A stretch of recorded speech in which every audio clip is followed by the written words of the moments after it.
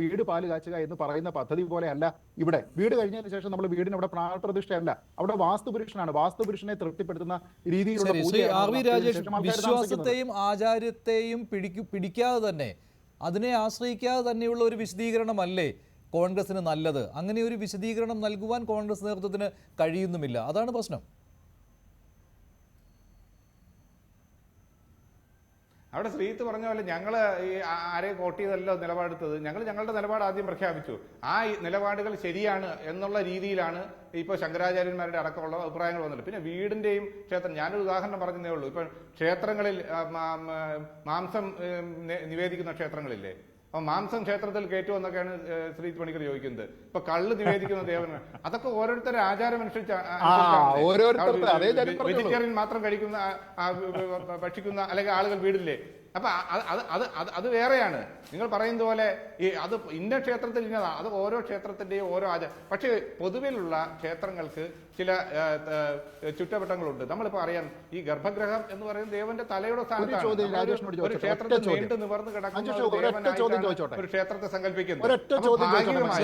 എന്താണ് ഒറ്റ ചോദ്യം ശ്രീ രാജേഷ്, താങ്കൾ ഈ പറയുന്ന പോലെ ഐഡിയലായിട്ട് എല്ലാ പണികളും പൂർത്തിയായതിനു ശേഷം പ്രാണപ്രതിഷ്ഠ നടത്തിയിരിക്കുന്ന ഒറ്റ ക്ഷേത്രത്തിന്റെ പേര് പറയോ? ഒരെണ്ണം. ഇന്ത്യയിൽ എത്രത്തോളം 10,000-കണക്കിന് ക്ഷേത്രങ്ങളുണ്ട്. എല്ലാ പണിയും പൂർത്തിയായതിനു ശേഷം പ്രാണപ്രതിഷ്ഠ നടത്തിയിരിക്കുന്ന ഒറ്റ ഹൈന്ദവ ക്ഷേത്രത്തിന്റെ പേര് ഈ ചർച്ചയിൽ താങ്കൾക്ക് പറയാൻ കഴിയുമോ? ഒരെണ്ണമാണ് ഞാൻ ചോദിക്കുന്നത്, പറയോ? ക്ഷേത്രത്തിന്റെ ഗർഭഗൃഹത്തിന്റെ അടക്കമുള്ള പണി പൂർത്തിയാകാതെ ഇപ്പൊ ചുറ്റമ്പലത്തിന്റെ പണി, ഇപ്പൊ പത്മനാഭസ്വാമി ക്ഷേത്രത്തിൽ അടക്കം ശരിയാണ്. ക്ഷേത്രത്തിന്റെ ഗോപുരങ്ങൾ, ചുറ്റമ്പലങ്ങൾ അതൊക്കെ വീണ്ടും പണി എല്ലാ ക്ഷേത്രങ്ങളും എല്ലാ ക്ഷേത്രങ്ങളും ആ ക്ഷേത്രത്തിന്റെ പണി പൂർത്തിയാകാതെ, അല്ലെങ്കിൽ ആ ക്ഷേത്രത്തിന്റെ ഇന്ത്യയിലെ ഏത് ക്ഷേത്രം എടുത്താൽ പത്മനാഭസ്വാമി ക്ഷേത്രത്തിന്റെ തന്നെ ചരിത്രം താങ്കൾ പറഞ്ഞത് ഈ ക്ഷേത്രത്തിന്റെ ചുറ്റുമതിലിനെ കുറിച്ചോ ഗോപുരങ്ങളെ കുറിച്ചോ അല്ല. അത്തരം ക്ഷേത്രങ്ങളിൽ പുതിയ വികസന പ്രവർത്തനങ്ങൾ നടക്കാറുണ്ട്, അതൊക്കെ ഉണ്ട്. പക്ഷെ ക്ഷേത്രത്തിന്റെ എല്ലാ ക്ഷേത്രങ്ങളും അതാണെന്ന്, അല്ലാത്ത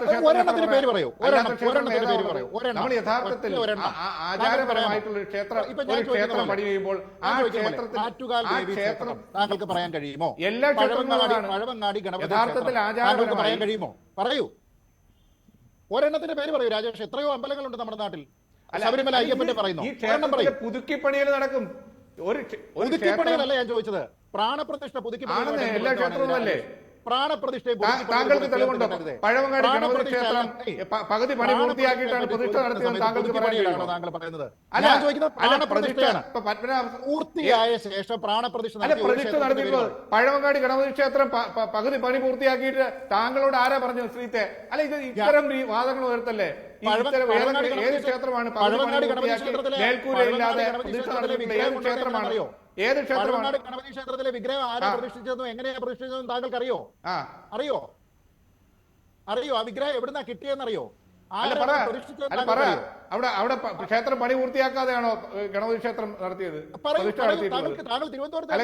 അല്ലെങ്കിൽ ശ്രീപത്മനാഭസ്വാമി ക്ഷേത്രത്തിൽ ക്ഷേത്രം പണി പൂർത്തിയാക്കാതെ പ്രതിഷ്ഠ നടത്തുകയാണോ? ആരാണ് പ്രതിഷ്ഠിച്ചത്? ആരാണ് പ്രതിഷ്ഠിച്ചത്? ആർക്കാണ് ആ വിഗ്രഹം കിട്ടിയത്? ആരായിരുന്നു എന്റെ കസ്റ്റോഡിയൻ? അല്ല, എനിക്കറിയില്ല. എനിക്ക് ക്ഷേത്രത്തിന്റെ പൂർണ്ണമായി എവിടെയാണ് വിഗ്രഹം ഒന്ന് അന്വേഷിച്ച് നോക്കൂ. അല്ല, ആ ചരിത്രം ഞാനില്ല. ഞാനിപ്പോ എല്ലാ ക്ഷേത്രത്തിന്റെയും ചരിത്രം പഠിച്ചിട്ടുള്ള ഒരു മഹാപണ്ഡിതനൊന്നുമല്ല. പക്ഷെ ഞാൻ സാധാരണഗതിയിലുള്ള ഞങ്ങൾ സൈന്യവുമായിട്ടോ മറ്റുള്ള എന്തെങ്കിലും കാര്യങ്ങളുമായിട്ട് ബന്ധമുണ്ടോ എന്നും ആ വിഗ്രഹം എവിടെ നിന്ന് കിട്ടിയെന്നും ആ ക്ഷേത്രത്തിന്റെ കസ്റ്റോഡിയൻ ആരായിരുന്നു എന്നുള്ള ചരിത്രം ഒന്ന് നോക്കൂ. അപ്പൊ താങ്കൾക്കറിയാം ഇത് പൂർത്തിയാക്കിയതിനു ശേഷമാണോ അവിടെ പ്രാണപ്രതിഷ്ഠ നടത്തിയെന്ന്. ഞാൻ ചോദിച്ച ചോദ്യം നിസ്സാരമാണ്. താങ്കൾ ഈ പുനഃപ്രതിഷ്ഠയും അല്ലെങ്കിൽ ഈ ക്ഷേത്രത്തിന്റെ നവീകരണവും ഒക്കെ മാറ്റിവെക്കൂ. കോൺഗ്രസ് പറയുന്നത് പോലെ ക്ഷേത്ര പദ്ധതി പൂർത്തിയാക്കിയതിനു ശേഷം പ്രാണപ്രതിഷ്ഠ നടത്തിയിരിക്കുന്ന ഒരു ക്ഷേത്രത്തിന്റെ പേര് പറയൂ. ഈ ചർച്ച തീരുന്നതിന് മുമ്പ് ഒറ്റ ഒരെണ്ണം പറഞ്ഞാൽ മതി. എല്ലാ 10,000-കണക്കിന് ക്ഷേത്രങ്ങളിൽ ഒരെണ്ണത്തിന്റെ പേര് ശ്രീ രാജേഷ്, ഇല്ലാത്ത ക്ഷേത്രങ്ങളുടെ പേര് താങ്കൾ പറ. ഇല്ലാത്തതല്ല അത് പറയുന്നത് ഞാൻ പറഞ്ഞത്. തെറ്റാണ്. അങ്ങനെ പറയുന്നത് ഇല്ലാത്തത് തെറ്റാണ്. ഞാൻ പറഞ്ഞു. ഒരു ഈ ക്ഷേത്രത്തിന്റെ ചർച്ചയിൽ ഞാൻ അഞ്ച് ക്ഷേത്രങ്ങളുടെ പേര് ദേവഗ്രഹത്തിന്റെ ആ പറഞ്ഞു. ശരീരം ഇല്ല. പൂർത്തിയാക്കാതെ വിഗ്രഹം പ്രതിഷ്ഠിക്കാനില്ല. രാജേഷ്, താങ്കൾ 5 മഹാക്ഷേത്രങ്ങളുടെ പേര്. പിന്നെ എന്തുകൊണ്ടാണ് ഈ നിങ്ങൾക്ക് ചർച്ചയിൽ ഒരു ഇത് സെക്കൻഡ് ഇത് ഒരു നിങ്ങൾ സെക്കൻഡ് പലപ്പോഴും രാജേഷ് രാജേഷ് നിങ്ങൾ എന്തുകൊണ്ടാണ് ആചാര്യന്മാരെ ബോധ്യപ്പെടുത്താൻ കഴിയാത്തത്? ഞാൻ പറഞ്ഞു. എന്തുകൊണ്ടാണ് പത്മനാഭസ്വാമി ക്ഷേത്രം. ഇത്തരം കാര്യങ്ങളുള്ള ആചാര്യന്മാരെ 4 ശങ്കരാചാര്യന്മാർ എന്തുകൊണ്ട് എതിർക്കുന്നു? അത് ചോദിച്ചാൽ പറയും എല്ലാം നിങ്ങൾ ശങ്കരാചാര്യർ പറയുന്നത് ശരിയാണെന്ന് പറയും. രാജേഷ്, 1 തിരുവനന്തപുരത്ത് താങ്കളുടെ വീടിനടുത്തുള്ള പത്മനാഭസ്വാമി ക്ഷേത്രം, 2 ശ്രീരംഗത്തുള്ള രംഗനാഥസ്വാമി ക്ഷേത്രം, 3 തമിഴ്നാട്ടിലുള്ള ബൃഹദീശ്വര ക്ഷേത്രം, 4 ഖജുരാഹോയിലുള്ള മതങ്കേശ്വര ക്ഷേത്രം, 5 ഭുവനേശ്വറിലുള്ള ഭാസ്കരേശ്വര ക്ഷേത്രം. ഈ 5 മഹാക്ഷേത്രങ്ങളുടെ ഉദാഹരണം ഞാൻ പറഞ്ഞു.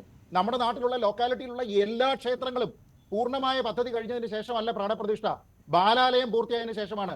ഈ പ്രശ്നമാണ് ശ്രീ രാജേഷ് കോൺഗ്രസിന് അടിസ്ഥാനപരമാണ്. ഹിന്ദു കോസ് എന്താണെന്ന് താങ്കളോട് പറഞ്ഞത് ഞാനാ പറഞ്ഞത്. രാജേഷ് കോൺഗ്രസ് പറയുന്നത് ഒരു തെരഞ്ഞെടുപ്പ് വർഷമാണ്, അതുകൊണ്ട്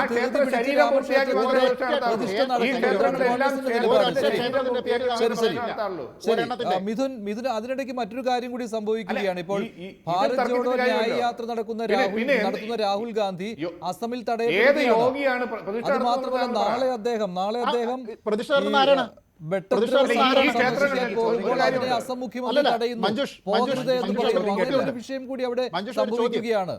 ഈ സമാന്തരമായിട്ട് ഒരു കാര്യം കൂടി മഞ്ജുഷ്, ഗണേശ്വര ശാസ്ത്രി ദീക്ഷിത് എന്ന് പറയുന്ന ആളാണ് ഇതിന്റെ പ്രധാനപ്പെട്ട കർമ്മി. ഇവിടെ പത്മനാഭസ്വാമി ക്ഷേത്രത്തിൽ പ്രതിഷ്ഠ നടത്തിയത് രാജാവായിരുന്നോ? ശ്രീജിത്ത് ഏതെങ്കിലും രാജാവായിരുന്നോ? ഏതെങ്കിലും മുഖ്യമന്ത്രിയായിരുന്നോ? ഇവിടെയുള്ള ക്ഷേത്രങ്ങളിൽ പ്രതിഷ്ഠ നടത്തിയിട്ടുള്ളത് പത്മനാഭസ്വാമി ക്ഷേത്രത്തിൽ പ്രതിഷ്ഠ നടത്തിയിട്ടുള്ളത് ഏത് രാജാവാണോ? തന്ത്രിയാണ് പ്രതിഷ്ഠ നടത്തിയിട്ടുള്ളത്? ഏതെങ്കിലും ഭരണാധികാരി ശ്രീരാമന്റെ പ്രതിമയല്ല അനാച്ഛാദനം ചെയ്യുന്നത്? താങ്കൾ പറയുന്ന പോലെ നിങ്ങൾക്ക് വിശ്വാസവുമായി യാതൊരു, നിങ്ങൾ രാഷ്ട്രീയം മാത്രമാണ് പറയുന്നത്. നിങ്ങൾക്ക് വിശ്വാസവുമായി അടിസ്ഥാനപരമായ വിശ്വാസങ്ങൾ നിങ്ങൾ എവിടെയാണ്? ഇവിടെ ഒരു പ്രതിഷ്ഠയാണ് നടത്തുന്നത്. നിങ്ങൾ ഒരു വിഗ്രഹത്തിന്റെ അല്ലെങ്കിൽ പ്രതിമ അനാച്ഛാദനമല്ല. ഒരുപാട് പ്രതിമകൾ ഭരണാധികാരികൾ അനാച്ഛാദനം ചെയ്തിട്ടുണ്ട്, മുഖ്യമന്ത്രിമാർ അനാച്ഛാദനം ചെയ്തിട്ടുണ്ട്. അതുപോലെ ലാഘവത്തോടു കൂടി രാജേഷ് പറയുന്നത് പ്രധാനമന്ത്രിയാണ് ബഹളമല്ലല്ലോ. താങ്കൾ ഒരു കാര്യം പറയാം. താങ്കൾ ഈ പറഞ്ഞ ക്ഷേത്രങ്ങളുണ്ടല്ലോ, അവിടെ എവിടെയെങ്കിലും ആ ക്ഷേത്രങ്ങളിൽ എവിടെയെങ്കിലും ഏത് ഭരണാധികാരിയാണ് പ്രതിഷ്ഠ നടത്തിയിട്ടുള്ളത് താങ്കൾക്ക് പറയാൻ കഴിയും? ഏതെങ്കിലും ക്ഷേത്രത്തിൽ അന്ന് ഭരിച്ചിരുന്ന ഭരണാധികാരികൾ പ്രതിഷ്ഠ നടത്തിയിട്ടുണ്ടെന്ന് താങ്കൾക്ക് പറയാൻ കഴിയും? ഒറ്റ സെക്കൻഡ് കേൾക്കൂ. ഗണേശ്വർ എവിടെയാണ്? ഏത് ക്ഷേത്രത്തിലാണ്? രാജേഷ് പറഞ്ഞു കേൾക്കൂ. അയോധ്യയിൽ താങ്കൾ പറയുന്ന ആൾക്കാരല്ല പ്രാണപ്രതിഷ്ഠ നടത്തുന്നത്. ക്ഷേത്രത്തെ കോട്ട് ചെയ്തു താങ്കൾ. പൊന്നെ, ഗണേശ്വർ ശാസ്ത്രി ദീക്ഷിത് എന്ന പേരിലുള്ള മുഖ്യ കാർമ്മികന്റെ നേതൃത്വത്തിൽ ലക്ഷ്മികാന്ത് ദീക്ഷിത് എന്ന് പറയുന്ന പുരോഹിതനാണ് 121 ആചാര്യന്മാരുടെ നേതൃത്വത്തിൽ പ്രാണപ്രതിഷ്ഠ നടത്തുന്നത്. അല്ല നിങ്ങൾ ഈ പറയുന്നത് പോലെ യോഗി ആദിത്യനാഥോ നരേന്ദ്രമോദിയോ രാജാവോ ജനങ്ങൾ തെരഞ്ഞെടുത്ത ആളോ ഒന്നും അല്ല പ്രാണപ്രതിഷ്ഠ. നിങ്ങൾക്ക് ഇങ്ങനെ അല്പമായിട്ട് അങ്ങും ഇഞ്ഞും കേൾക്കുന്ന കാര്യങ്ങൾ വെച്ചിട്ടാണ് നിങ്ങൾ ഈ പറഞ്ഞത്. ഞാൻ വീണ്ടും ആവർത്തിക്കുന്നു, ഇതാണ് കോൺഗ്രസിന്റെ പ്രശ്നം. നിങ്ങൾക്ക് ഈ കാര്യത്തിന്റെ ABCD അറിയത്തില്ല. നിങ്ങൾ കരുതുന്നതും പറയുന്നതും എല്ലാം തന്നെ ഇപ്പോഴും നരേന്ദ്രമോദിയും യോഗി ആദിത്യനാഥും കൂടിയാണ് അവിടെ പ്രാണപ്രതിഷ്ഠ നടത്തുന്നതെന്ന്. ഒന്ന് മിനിമം ഒന്ന് വായിച്ചിട്ടെങ്കിലും ഒരു ചർച്ചയിൽ പത്രത്തിൽ പരസ്യം കൊടുത്തിരിക്കുകയല്ലേ? എന്താ പത്രത്തിൽ എന്താ പരസ്യം കിടക്കുന്നത്? ഇവരുടെ മഹനീയ സാന്നിധ്യം എന്താ പത്രത്തിൽ കണ്ടേ? ഇവരാണ് പ്രാണപ്രതിഷ്ഠ നടത്തുന്നതെന്നോ? മഹനീയ സാന്നിധ്യം എന്ന് പറഞ്ഞു കഴിഞ്ഞാൽ എന്താ അതിന്റെ അർത്ഥം? ഒരു ചടങ്ങിലെ മഹനീയ സാന്നിധ്യം എന്ന് പറഞ്ഞു കഴിഞ്ഞാൽ എന്താ രാജേഷ് അതിന്റെ അർത്ഥം? ഞാനൊരു കാര്യം ചോദിക്കട്ടെ. ഒരു ചടങ്ങിൽ ഇപ്പൊ ശശി തരൂരിന്റെ മഹനീയ സാന്നിധ്യം എന്ന് പറഞ്ഞു കഴിഞ്ഞാൽ അതിന്റെ അർത്ഥം എന്താ? ആ ചടങ്ങിൽ ശശി തരൂർ സ്പോൺസർ ചെയ്തിട്ട് അദ്ദേഹമാണ് അവിടെ എല്ലാ കാര്യങ്ങളും ചെയ്യുന്നതാണോ അതിന്റെ അർത്ഥം? അങ്ങനെയാണോ താങ്കൾ മനസ്സിലാക്കിയിരിക്കുന്നത്? ലക്ഷ്മികാന്ത് ദീക്ഷിത്, നാളെ ഒരുപക്ഷെ താങ്കൾ ഒരുപാട് തവണ ഈ പേര് ചർച്ചയിൽ ഈ അബദ്ധം ആവർത്തിക്കരുത്. ഗണേശ്വർ ശാസ്ത്രി ദീക്ഷിത്, ലക്ഷ്മികാന്ത് ദ്രാവിഡ്, ലക്ഷ്മികാന്ത് ദീക്ഷിത്, ഈ പേരെങ്കിലും ഒന്ന് ഓർത്തു വെച്ചിട്ട് നാളെ വൈകുന്നേരത്തെ ചർച്ചയിൽ ഈ ബ്ലണ്ടർ വീണ്ടും ആവർത്തിക്കരുത് രാജേഷ്, ദയവേത്. ശരി, രാജേഷ് വ്യക്തമായി നമുക്ക് കരുതുന്നു. 12 ദിവസത്തെ വ്രതാനുഷ്ഠാനങ്ങൾക്ക് ശേഷം ഞാൻ ഈ പ്രതിഷ്ഠാ ചടങ്ങിലേക്ക് പോവുകയാണെന്ന് ചടങ്ങുകളിലേക്ക്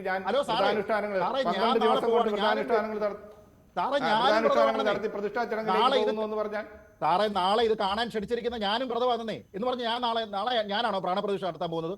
ഞാനും എത്രയോ ദിവസമായിട്ട് വ്രതമാണെന്നേ, എത്രയോ ദിവസമായിട്ട് ഞാനും വ്രതമാണ്. രാജേഷ് വ്യക്തമായെന്ന് കരുതുന്നു. ശരി.